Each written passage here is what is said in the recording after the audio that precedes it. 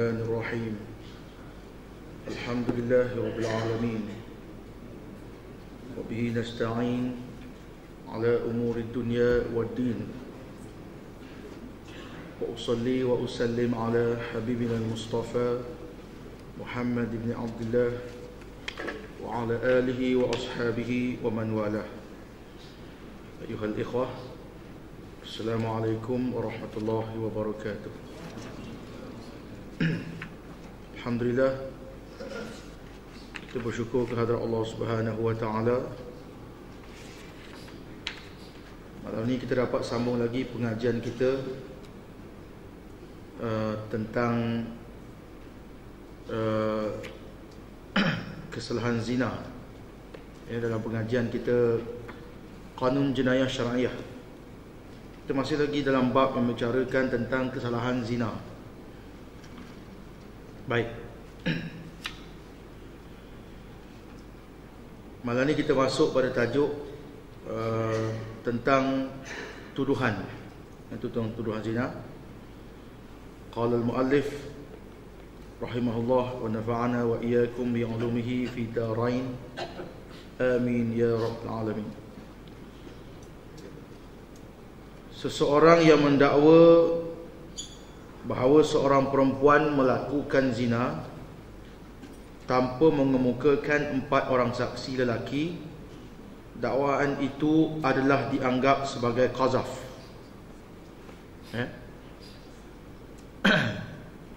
Qazaf ni maknanya, asal makna qazaf ni makna lempar. Qazafa hajara. Seseorang tu dia lempar batu. Dalam kesalahan hudud, qazaf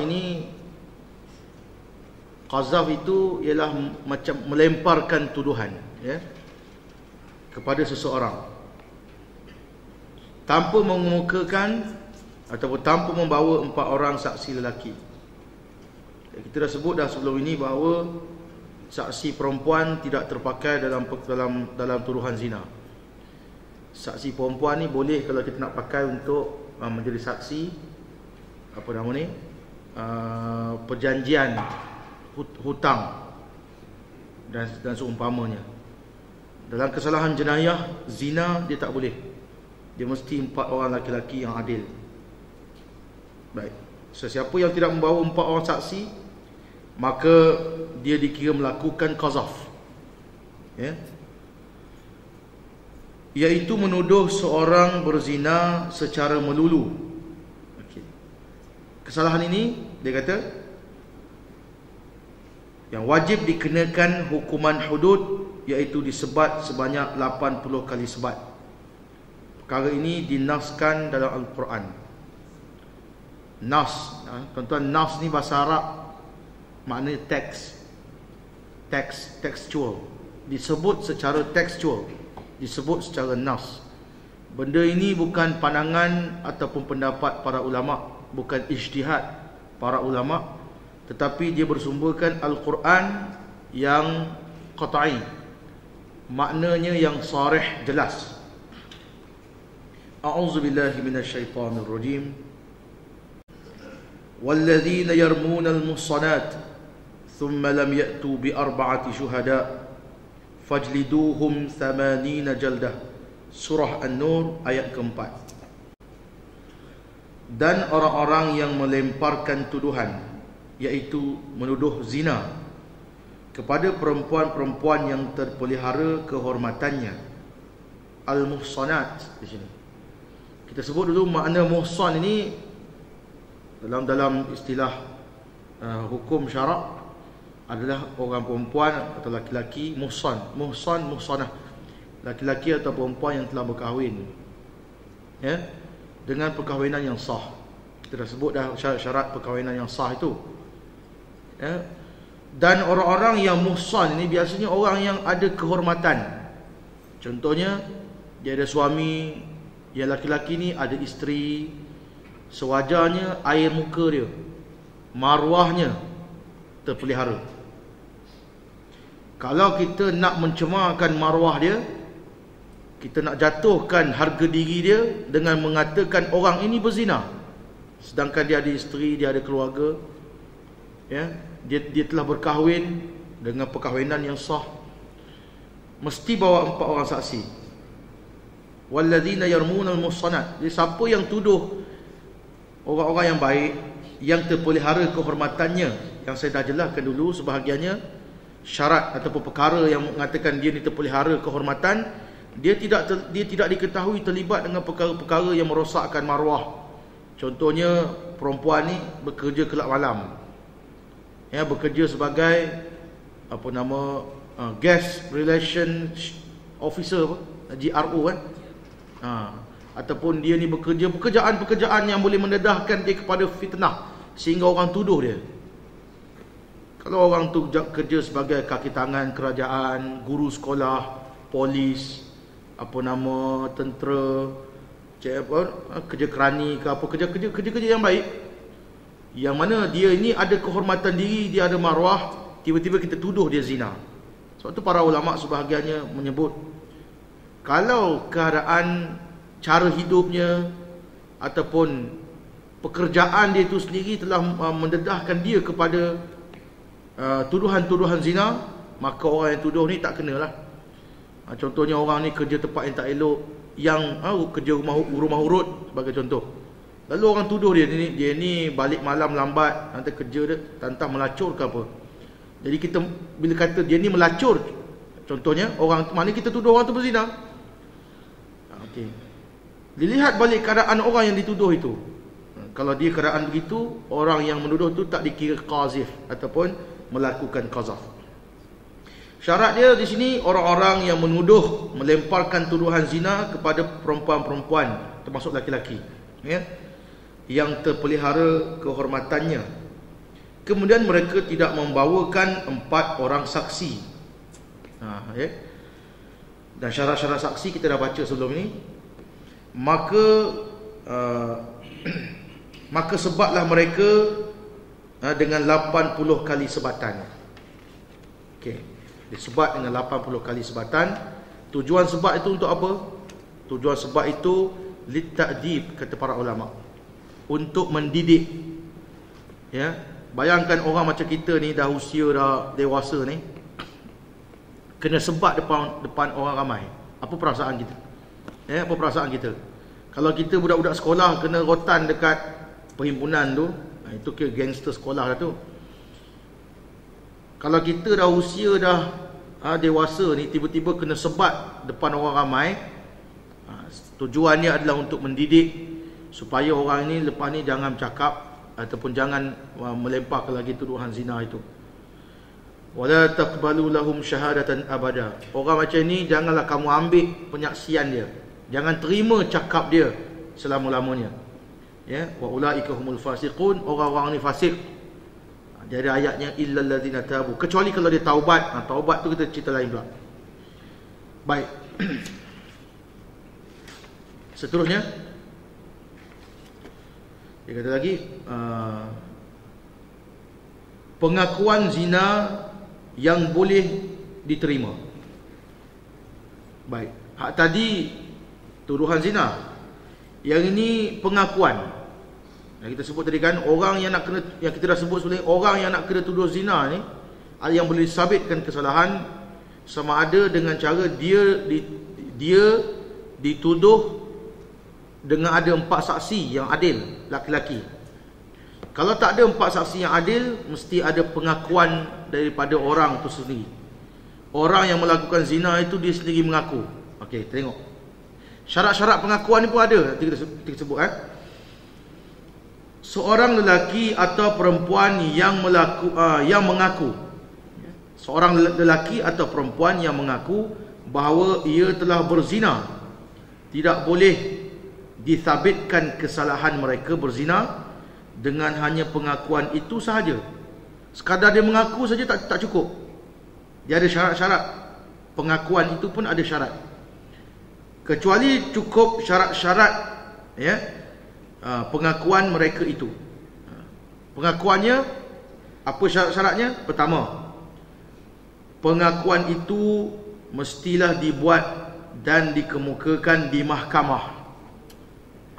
Orang ni dia mengaku di mahkamah, ya, di hadapan hakim atau wakilnya. Kalau dia mengaku dekat mahkamah je pun tak jadi. Dia mengaku kat luar mahkamah, dia tidak dibicarakan. Dia berdiri tepi bangunan mahkamah, dia mengaku aku telah berzina. Ni tak jadi. Dia mesti mengaku di hadapan hakim. Hakim ni kalau zaman dulu biasanya ketua negara terus, Umar Al-Khattab, khalifah, hakim, ataupun naibuhu, ataupun dia punya wakil-wakil ni makna dengan gubernur wilayah. Zaman sekarang ini dia dah pecahkan lagi kuasa itu, tauliah diberi kepada hakim-hakim, maknanya orang-orang yang duduk di mahkamah, kerja dia uruskan kes-kes jenayah. Jadi dia ni mewakili ketua negara dalam menyelesaikan masalah-masalah jenayah ataupun memutuskan perkara-perkara yang menjadi perselisihan dalam kalangan masyarakat. Ini wakil. Kalau zaman dulu wakil tu dia gubernur, Wizaratul Tafwid dia panggil, Wizaratul Tafwid, ataupun dia tu macam saya sebut dia macam hakim sekarang, hakim sekarang diberi kuasa untuk dia mewakili negara atau mewakili sultan dan sebagainya untuk menguruskan kes-kes yang dipertikaikan di mahkamah. Jadi pengakuan tu mesti dibuat di mahkamah. Orang yang buat pengakuan di kedai-kedai kopi, berbual-bual, sama-sama kawan-kawan, sama-sama orang kawan dia yang fasik, sama-sama kawan-kawan dia yang jahat, yang fajir, dia duduk sembang-sembang kat kedai kopi, coffee house, kat hotel ke, dia kata, aku ini, aku buat itu, aku buat ini. Kau, aku pun sama. Dia sama-sama dia je. Pengakuan macam ini dia tak pakai. Bukan tak pakai, tak pakai segi apa, tak boleh disabitkan. Tak boleh disabitkan. Sebab tu yang saya sebut sebelum ni, di mahkamah-mahkamah syariah yang ada di negara kita sekarang ni, ada beberapa kes yang mana pelaku zina ni dia mengaku depan hakim, tapi enactment untuk menghukum dia tak ada. Maka dia kena takzir. Itu saya sebut tadi. Wallahu ta'ala alam. Sampai bila keadaan ini berlaku, kita kena berusaha lah supaya undang-undang dapat ditatbik bila ada pengakuan depan hakim. Okey. Yang kedua, pengakuan itu mestilah datang dari orang yang mempunyai fikiran yang waras dan sioman. Orang itu tidak gila. Sebab itu Nabi SAW bila datang orang kepada baginda mengaku berzina, Nabi SAW tanya, agak-agak dia ni mabuk, dia suruh sahabat bau mulut dia, ada tak bau arak? Kok dia mengaku dalam keadaan mabuk. Kalau orang tu waras dan dia membuat pengakuan tu secara sedar, bukan mengigau aku berzina, bukan, dia bercakap tu dia sedar. Ini pengakuan yang diterima di mahkamah. Kemudian dia kata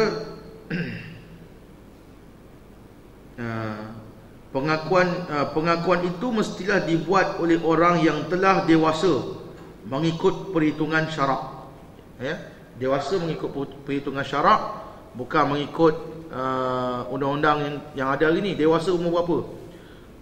18 tahun ke atas. Dewasa mengikut syarak, akil baligh.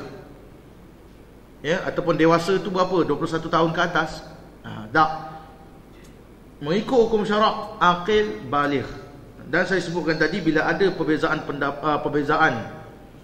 pendapat di kalangan fuqaha, mazhab-mazhab ni, Syafi'i, Hanafi, Maliki ni, kita kena ambil pandangan ulama yang kita terpakai untuk semua. Kalau pakai pandangan ulama Syafi'i, 15 tahun. Kalau pakai Hanafi dia kata 18 tahun. Maka antara kalau kita kuasakan 15 tahun, orang mazhab Hanafi dia kata tak, saya pegang mazhab saya juga, saya nak 18 tahun. Jadi kita standardkan, ambil satu pendapat 18 tahun kena pada semua. Okey. Dan hakim dalam keadaan tertentu boleh, kalau orang tu bawah 18 tahun, dia kata saya walaupun bawah umur 18 tahun, tapi saya dah akil baligh ketika umur saya 13, dan saya mengaku bahawa saya telah melakukan begini, berzina sebagai contoh. Jadi hakim boleh hukum dia atas Jadi dikatakan kat sini dewasa itu adalah mengikut perhitungan syarak. Okey. Itu ketiga. Keempat, pengakuan itu mestilah dibuat secara lisan, iaitu dengan mulut dan lafaz, kecuali orang yang bisu. Boleh diterima pengakuannya dengan tulisan atau isyarat yang dapat difahami. Dia mesti mengaku dengan lafaz. Ya? Dia cakap mulut, saya telah zanaitu, aku telah berzina, ataupun aku telah melakukan perbuatan yang keji, mungkar. Itu tak jelas lagi. Perbuatan apa? Apa yang kau buat dengan ni? Ya, saya telah bersetubuh secara haram dengan wanita ini. Wanita sekian, orang itu orang. Jadi kata-katanya tu jelas dapat difahami dengan lafaz. Kalau dia bercakap dalam bentuk kiasan, ya, aku telah menodai diriku dan diri perempuan, itu kata-kata yang belum jelas lagi. Dia kena kata-kata yang jelas, soreh daripada mulut. Kecuali orang yang bisu, dalam kitab disebut, ya, boleh kalau dia bertulis ataupun isyarat yang boleh dipaham. Isyarat paling kurangnya bila hakim tanya, adakah kamu telah melakukan zina? Dia angguk. Dia dengar, dia jelas, dia faham, dia angguk. Tanya betul-betul lah, takut dia angguk tu dia angguk benda lain. Okey, jadi orang yang bisu, dia kalau bisu ni tak boleh cakap, telinga dia dengar, dia tidak pekak. Baik.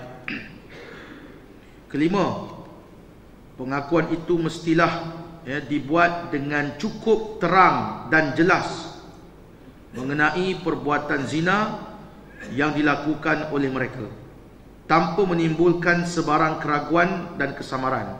Al-hudud, hudud ini tertolak dengan adanya syubhah. Ya, kalau kata-katanya itu ada kesamaran, tak jelas, tak boleh diterima sebagai satu pengakuan. Walaupun dia tak sebut dalam ni tuan-tuan, saya nak sebut jugalah. Yang dia sebutkan tadi bahawa pengakuan itu dikemukakan dalam keadaan waras, termasuklah orang yang dipaksa. Walaupun dia tak kata kat sini, orang yang kena paksa mengaku berzina pun tak diterima.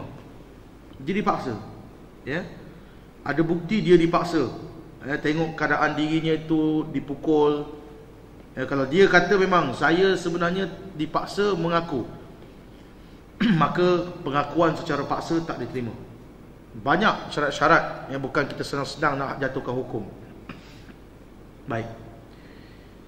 Seterusnya dia kata lagi, tadi orang yang mengaku, seorang yang mengaku bahawa ia telah berzina hendaklah dibuat, ya, pengakuan itu di mahkamah di hadapan hakim. Tidak sah pengakuan itu dibuat di hadapan orang lain selain daripada hakim atau wakilnya. Itu saya sebut tadi, kalau cakap-cakap dengan kawan-kawan atau mengaku dengan ayah dia, mak dia, itu tak boleh, tak pakai. Mesti depan hakim, ya. Syarat ini adalah merujuk kepada kes, ya, Ma'is bin Malik yang diriwayatkan daripada Abi Sa'id Al-Khudri bahawa Rasulullah SAW, ya, telah menyuruh sahabatnya merejam Ma'is, seorang sahabat Ma'is yang telah mengaku di hadapan Rasulullah SAW bahawa dia telah berzina. Ya, dia bukan mengaku depan kawan dia, mengaku depan ustaz, saya ustaz telah berzina ustaz, saya minta ajarkan saya cara bertaubat. Kita pula jadi ustaz, kau mengaku, jaga kau, aku nak rejam kau. Tak boleh. Ya, mengaku depan hakim. Ya, hakim yang dilantik oleh kerajaan lah. Tuan-tuan, ada setengah-setengah kumpulan lah. Ni di negara kita mungkin tak ada, tapi negara Arab ada. Golongan yang dia tidak iktiraf kerajaan negeri itu ataupun kerajaan republik. Contohnya Yaman, ya. Kerajaan republik Yaman ni, ya, pemerintahnya naik, memimpin dengan cara demokrasi, dengan cara pilihan raya. Jadi dia ni, kumpulan ni, dia kumpulan jihadi, dia kumpulan, kalau kita kata macam kumpulan pengganas lah, kumpulan bersenjata, dia tidak mengiktiraf kerajaan itu. Dia tak iktiraf mahkamah, dia tak iktiraf apa pun. Sebab tu golongan ini, mereka kalau nak nikah pun dia pakai wali ataupun hakim sama-sama dia. Yang ini tak pakai lah. Hakim di sini mesti hakim yang dilantik, bukan dia hakim sama dia satu kampung tu, ya, dia kata kita tak pakai yang kerajaan ni, kita ada sendiri punya. Dia ada kampung dia buat undang-undang sendiri kat situ, tak pakai, tak boleh.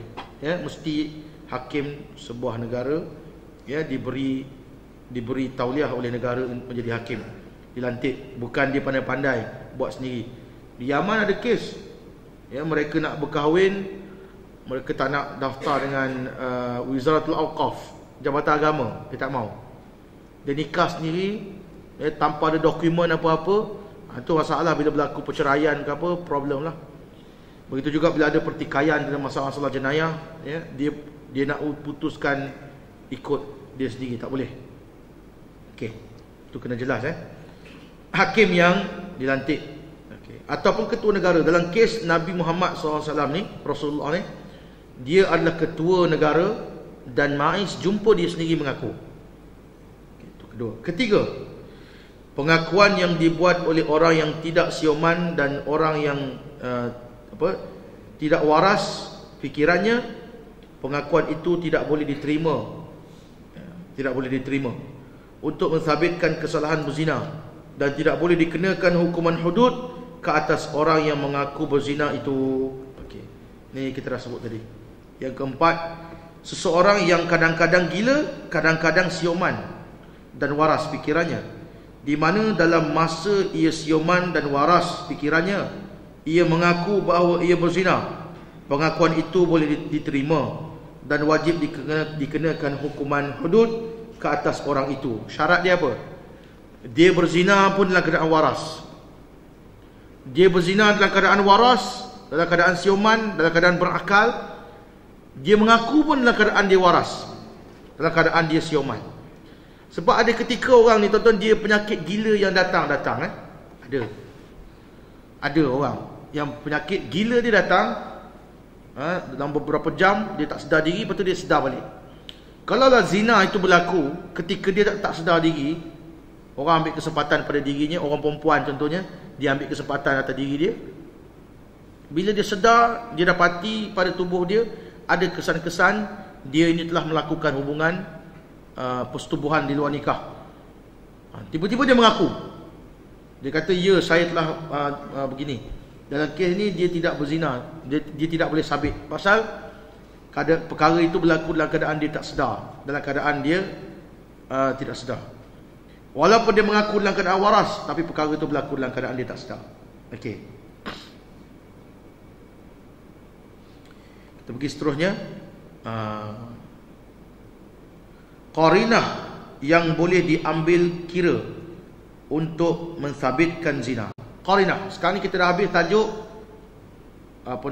tuduhan qazaf. Bukan qazaf. Kita dah habis tajuk nak sabitkan zina dengan cara tuduhan, kena 4 saksi. Kemudian nak sabitkan hukuman zina, hukuman hudud had ke atas penzina dengan pengakuan. Sekarang ni kita nak pergi pada qarinah. Kita sebut 2 tadi jelas, ada 4 saksi kena. Tak cukup 4 saksi, tak boleh kena, dikenakan ta'zir. Kalau tak ada 4 saksi, pengakuan ada syarat-syaratnya. Cukup syarat, kena. Dan hatta para ulama menyebut kalau dia tarik balik, tak boleh kena. Katakan di mahkamah dia mengaku, masa nak kena hukum, tiba dia kata saya tarik balik, boleh dilepaskan. Sebab hadis yang panjang menceritakan tentang Maiz bin Malik. Ini kita baca tadi. Maiz bin Malik ketika mana dia direjam, dia tak tahan, dia lari. Bila dia lari, sahabat kejar dia. Maknanya dia lari, dia tarik balik pengakuan, dia tetap direjam, mati. Dan Nabi SAW marah sahabat. Kenapa kalau dia dah tarik balik pengakuan dia, kenapa kau rejam juga? Di situ menunjukkan bahawa orang yang mengaku kemudian dia tarik balik pengakuan, dia boleh dilepaskan. Dia boleh dilepaskan. Begitulah tuan-tuan rahmatnya hukum Islam ni. Orang dok ingat hukum Islam ni kerja yalah, kerja nak orang kata ganas hukum Islam ni. Kalau kita meneliti dengan begini, kita akan nampak sebenarnya tidak begitu. Ya. Qarinah apa pula? Qarinah ini dipanggil qarinah ni pembuktian lah. Pembuktian dengan cara yang lain. Contohnya air mani. Contohnya perempuan tu mengandung. Itu qarinah tu. Kalau dia kata saya tak tahu macam mana saya boleh mengandung. Ya, agak-agaknya saya ni macam ibu Nabi Isa agaknya. Jangan tak usah mengada-ngada lah. Itu mukjizat. Saya pun tak tahu macam mana saya boleh mengandung. Okey, mengandung itu menunjukkan, hamil perempuan itu menunjukkan ada berlaku perhubungan. Cuma mungkin dia tak tahu. Ataupun dia diperkosa, dia kena mengaku dia diperkosa. Okey. Kalau dia berzina, bukti mengandung itu, hamil itu bukti ada berlaku persetubuhan. Atau qarinah juga dengan cara lain dapat dibuktikan kesan air mani. Zaman sekarang ini air mani itu pula boleh tengok siapa punya dengan cara kaedah saintifik DNA dan sebagainya. Zaman dulu Nabi SAW bila lahir satu orang, bayi tu lahir, dia akan tengok rupa bayi ni mirip pada siapa. Zaman tu tak canggih zaman kita lah. Sebab itu tentang penggunaan DNA semua ni, ulama-ulama berbahas panjang tuan-tuan. Masyru'iyatihi, boleh ke tak ambil ni. Kalau kita dah ceritakan dulu kan sebelum ni, video macam mana, gambar video boleh tak menggantikan 4 saksi. Kita dah sebut tak boleh, kerana pada gambar video ni boleh berlaku tazwirat, manipulasi lah. Zaman sekarang ni orang boleh edit gambar, buat ni dengan teknik komputer macam ni, kesan khas, special effect dia boleh buat. Gambar video muka orang ni, letak kat badan orang ni, memang boleh buat.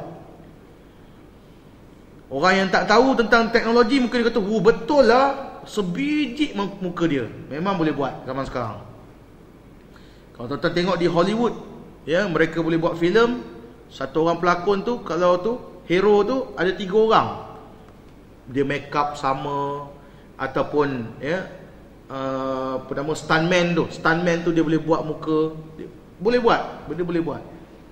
Jadi bila benda yang berlaku tazwir, boleh berlaku manipulasi, boleh berlaku ni lah, ni, maka pembuktian itu tidak kuat. Bila tidak kuat, tak boleh kena hudud. Mungkin dia pergi pada ta'zir dan sebagainya. Ada kemungkinan video tu betul-betul orang tu buat. Pun dari segi syarak, tuan-tuan kena faham satu benda. Dalam syariat Islam ini, lebih baik kita tidak menghukum orang secara tersilap. Okay? Lebih baik kita lepaskan satu orang, tak hukum dia kerana kita tak tersilap, daripada kita hukum orang kerana tersilap. Orang tu tak salah, tapi kalau bukti video begini, nampak memang ya betul, tapi dia tidak buat. Daripada menzalimi orang tu, lebih baik lepaskan dia, Allah akan hukum dia dalam Islam. Maknanya memadai dengan apa yang diterangkan dalam Quran dan hadis, cara nak sabitkan orang tu berzina. Jadi video tak boleh pakai. Macam mana tentang DNA? Yang ni panjang lagi lah. DNA ni pula pernah tengok siapa pakar dia tu, dipercayai atau tidak. Profesor ke, doktor ke, yang kafir, boleh tak diterima pengakuan dia? Saya dah cek air mani orang ni dengan kesan yang ada pada tilam, ya, dan kesan air mani yang ada pada kemaluan perempuan ini ataupun pada pakaian dia, begini. Kemudian kita cek sampel bulu roma, rambut, misai yang kita ambil, yang polis ambil tu, saya cek dan ambil dengan dia punya, ada persamaan. Nah, ini kaedah moden kan. Jadi kita lihat semua ni, okey. Dari segi ketulinan bahan-bahan bukti ini menunjukkan ya, 99% orang inilah penzina. Boleh tak pakai bila mana pakar DNA itu orang kafir? Ni silap. Saya tanya tuan-tuan, apa syarat kita nak jadi saksi ataupun menerima penyaksian orang yang nak bagi tahu kita, hey, dah nampak tu anak bulan, esok dah masuk bulan Ramadan. No, anak bulan, esok raya. Orang kafir boleh tak? Tak boleh kan? Ni raya punya hal ni. Raya pun tak boleh pakai cakap dia. Ni nak sabitkan perkara hukum yang akhirnya mencemarkan maruah orang tu. Orang ini berzina, orang ini buat begini, orang ini buat begitu.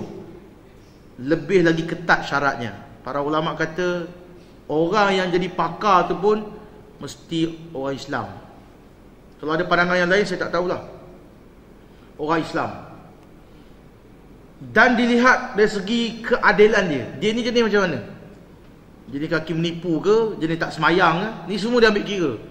Tuan-tuan, sangat ketat. Qarinah dengan cara yang moden sekarang ni pun kita boleh terima. Bukan Islam menolak sains, kita terima, tapi nak tengok orang tu siapa. Adakah orang ini boleh dibeli, ya, untuk dia mengeluarkan apa nama hasil makmal dia tu, dia ni orang yang boleh dibeli atau boleh dipergunakan. Kita tengok banyak perkara lah. Saya tengok, kita masuk kan qarinah.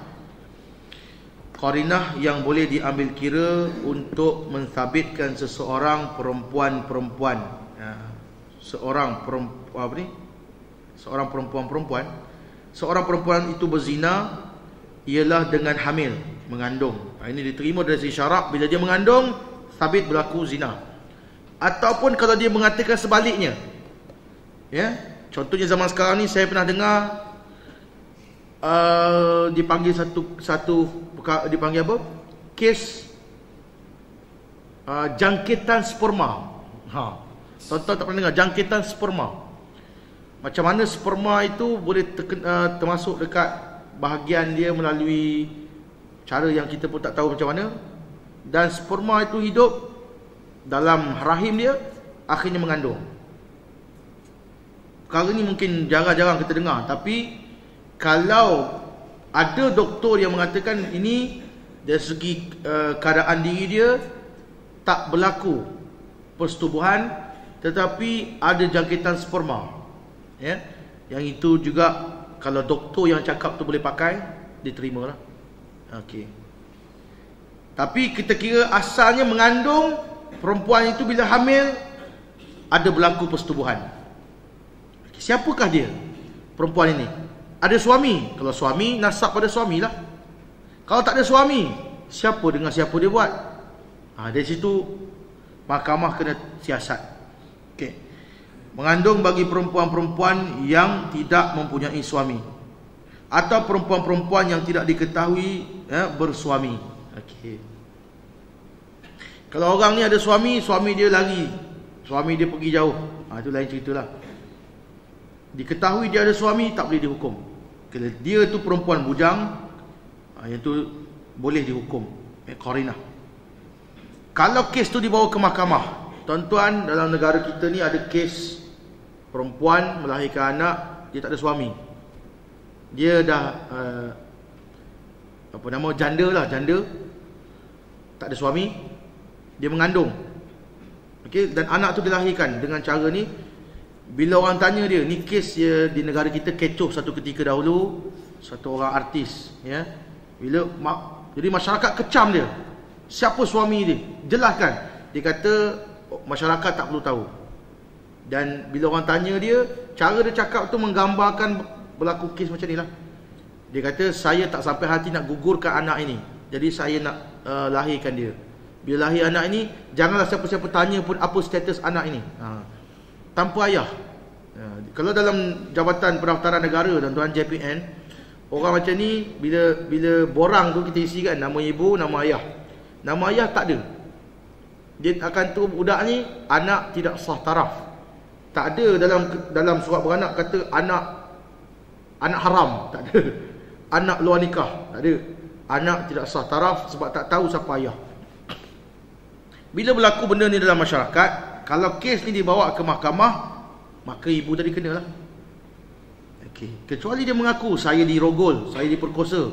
Okey, kemudian bila saya tahu saya hamil, saya tak sampai hati nak gugurkan kandungan. Itu ada berlaku. Maknanya ada rujukan dia ni dirogol, diperkosa. Itu lain cerita. Okey. Masuk waktu sikit lagi saya nak habiskan. Termasuk dalam qarinah yang boleh disabitkan seseorang perempuan itu berzina ialah kehamilan perempuan-perempuan yang bersuamikan. Bersuamikan apa? Bersuamikan kanak-kanak yang belum baligh, atau bersuamikan lelaki dewasa yang terpotong zakarnya. Katakan ada setengah-setengah kes perempuan berkahwin dengan kanak-kanak. Kanak-kanak ni belum akil baligh. Budak ni belum akil baligh. Tiba-tiba dia mengandung. Siapa ayah dia? Ataupun dia ada suami, tapi suaminya itu terpotong zakarnya. Maknanya tak pakai. Dia terpotong letak mana tu kita jangan tanya. Ataupun diketahui dia suami dia ni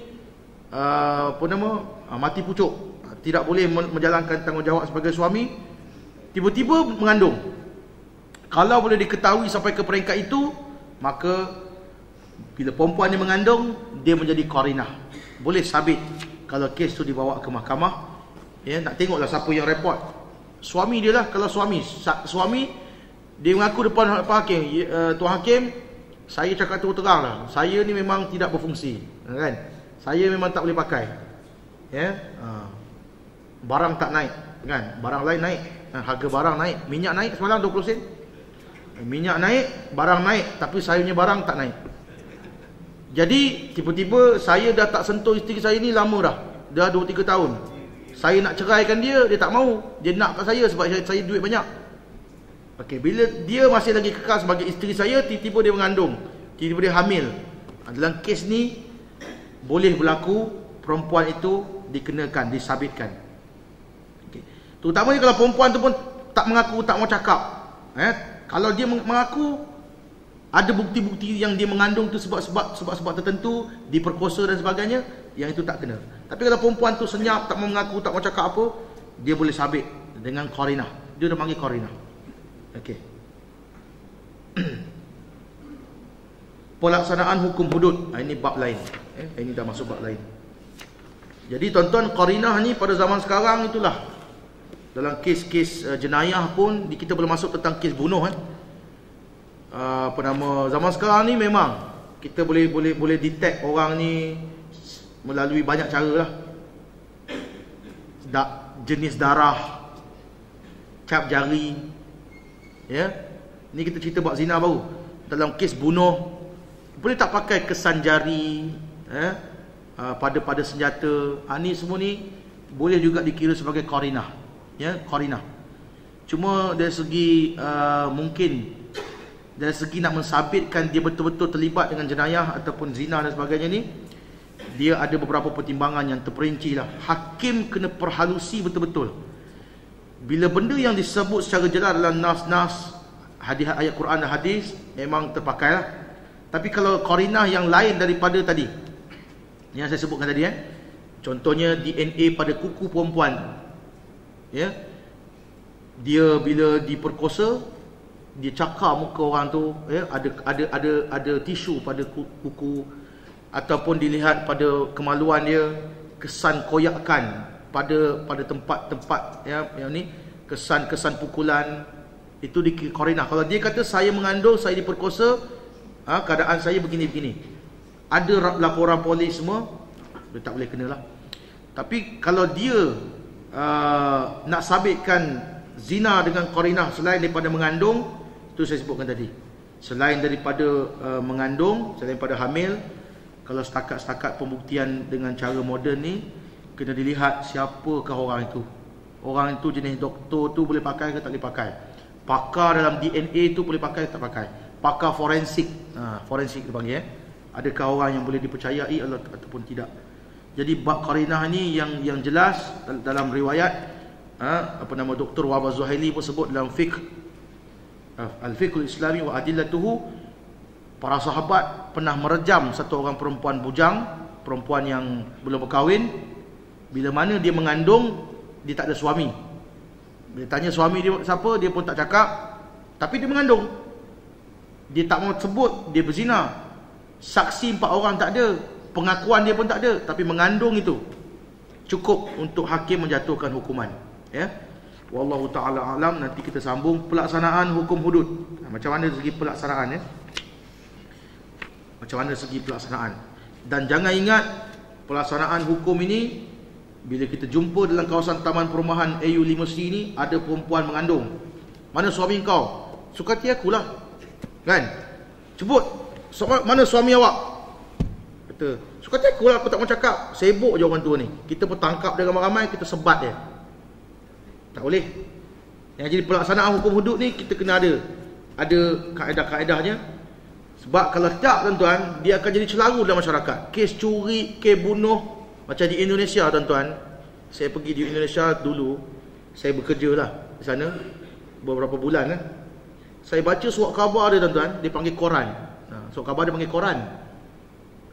Saya baca surat khabar dia, tuan-tuan. Kes surat khabar dia ni baca. Ya Allah, kes orang kena bakar hidup-hidup di kampung sekian.